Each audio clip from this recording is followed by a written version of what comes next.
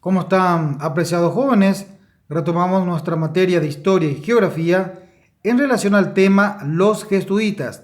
Recordemos un poco que la clase anterior estuvimos observando, estuvimos analizando las órdenes religiosas de origen español y de esta manera también continuamos con estas órdenes religiosas de origen español, cuáles son los jesuitas.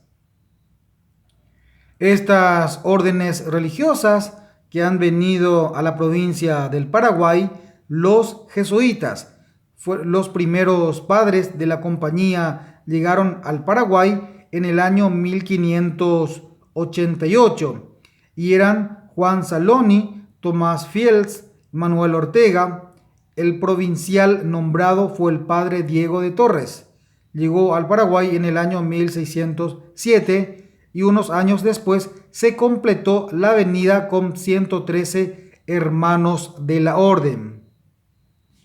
Entonces, esta orden religiosa, los jesuitas, debían fundar pueblos en la región del Guairá debido a la interesante cantidad de indígenas que había y para contener el avance de los bandeirantes.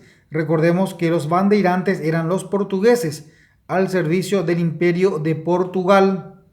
Entonces, para este motivo, los jesuitas tuvieron que fundar pueblos a modo de evitar los avances de estos grupos. Debían fundar pueblos que resguardaban la zona occidental de Asunción, es decir, la zona del Chaco. Debían fundar pueblos también en la zona media del río del Paraná. En este punto estaremos observando, estaremos analizando algunas de las estrategias que utilizaron los jesuitas para controlar a los indígenas, para volver a los indígenas más sedentarios, artesanos y agricultores, evidentemente que tuvieron que alejarlos de las zonas urbanas, donde estaban prácticamente los conquistadores, y de esta manera poder enseñarles algún oficio, algún arte, alguna artesanía, y también en referencia a la agricultura, y también llevarlos a una zona más alejada del casco urbano de la ciudad de Asunción, para que puedan tener también una reconversión al cristianismo, enseñarles la fe y de esta manera también realizar la evangelización. Entonces, esto eran las estrategias de estos grupos, los jesuitas, a modo de estar más alejados de las autoridades españolas o del casco urbano y de esta manera poder hacer que ellos puedan tener una mayor concentración en la enseñanza de la fe cristiana, sobre todo también en la enseñanza de artes y también en el tema de los oficios. Y de esta manera esto vamos a analizar o observar algunos de los pueblos que habían fundado por esta orden religiosa. Y estamos hablando de los jesuitas, como por ejemplo San Roque González de Santa Cruz, Nuestra Señora de la Encarnación, la Sierra del Itapé, Santa Ana, Yaguapoa, Nuestra Señora de la Concepción, San Ignacio Guazú, Corpus Christi, Itapúa, Trinidad y San Cosme, por citar algunos de los pueblos que estaban abocados en la fundación de la orden de los jesuitas. En este punto estaremos analizando cómo era la vida en las misiones, en estas reducciones por parte de los indígenas, que prácticamente eran los protagonistas en estas reducciones. Los indígenas de la mayoría de las misiones estaban exentos de la encomienda de los españoles. Recordando un poco nuestra clase anterior, la encomienda eran más bien los trabajos de los servicios domésticos que se hacían en las grandes familias españolas. Entonces, estos grupos de indígenas a cargo de los jesuitas estaban prácticamente exentos de realizar estas tareas. Más bien realizaban tareas de artes, de oficios y también el impuesto que se debía a cada uno era directamente pagado por la compañía en pesos de la plata. Entonces, los curas sabían cómo ganarse a una tribu, a estos grupos étnicos, y de esta manera podían controlarlos, evangelizarlos y también abocados a la enseñanza de la evangelización, a artes y oficios.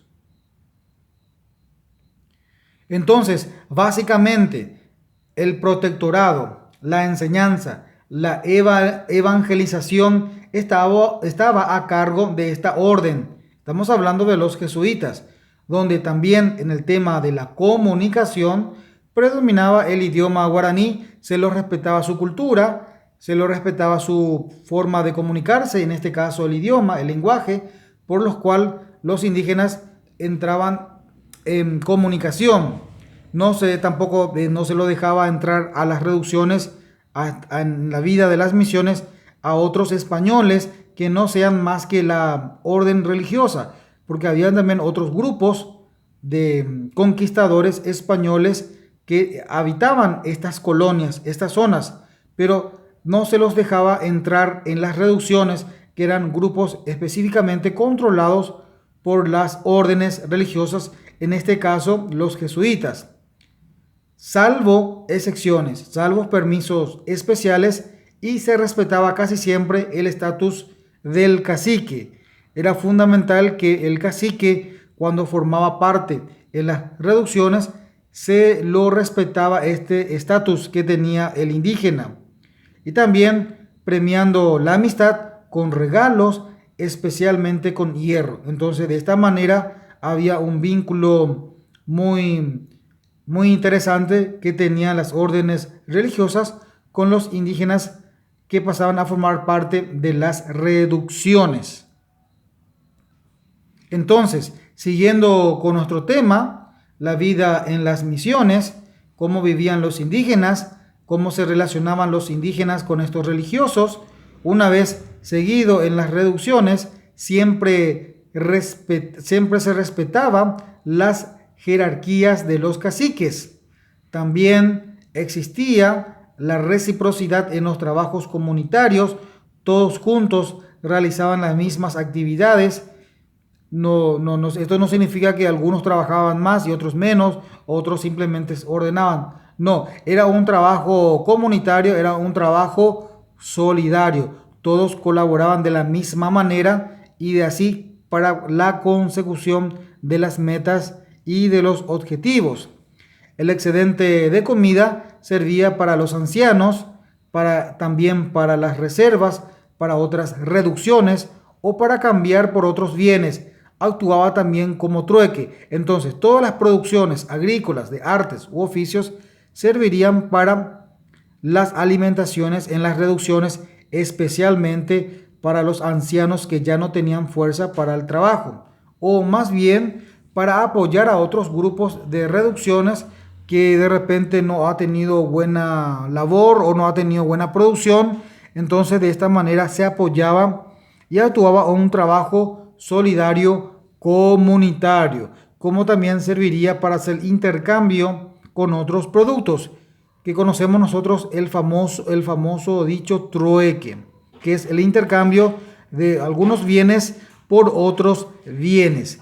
La economía se basaba en tres aspectos: ganadería, agricultura y también la artesanía, que ellos aprendían estos oficios o estos artes a través de estas órdenes religiosas. Cabe recordar o cabe resaltar que los jesuitas tuvieron un aporte muy importante en la vida cultural de la provincia del Paraguay, hoy en día cultura paraguaya. La música en las misiones en el año 1972 se hallaron en las antiguas misiones de Chiquitos en Bolivia miles de manuscritos de música que usaban los jesuitas en la evangelización.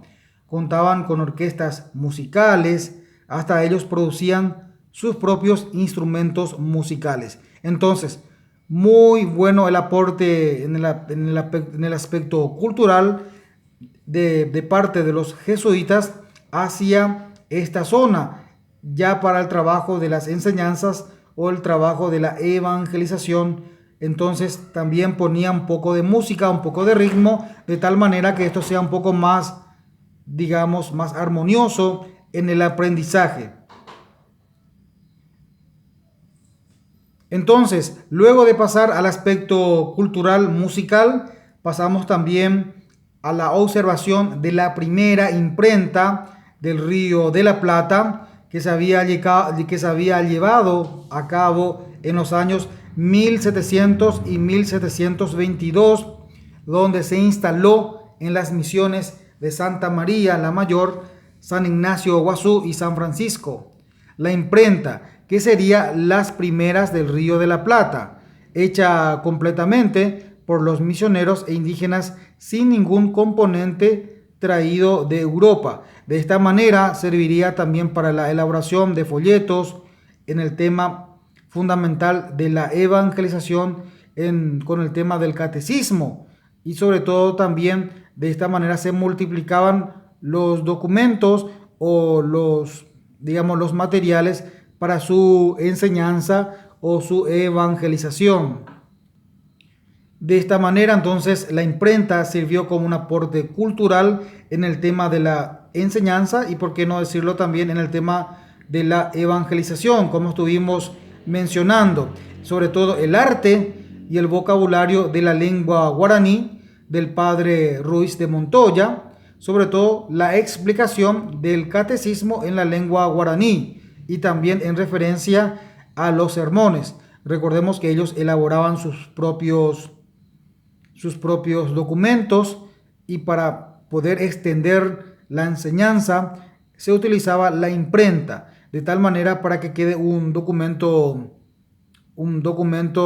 como archivo, y de esta manera serviría para elaborar una pedagogía, una didáctica, y que serviría para la enseñanza de los grupos indígenas. Entonces, muy importante estos aportes culturales que habían dejado los jesuitas en la cultura paraguaya. Y estamos hablando de la música y también de la imprenta, fundamental para la evangelización y la enseñanza, repetimos nuevamente, sobre todo en el arte, en el vocabulario de la lengua guaraní, y también la explicación del catecismo en la lengua guaraní.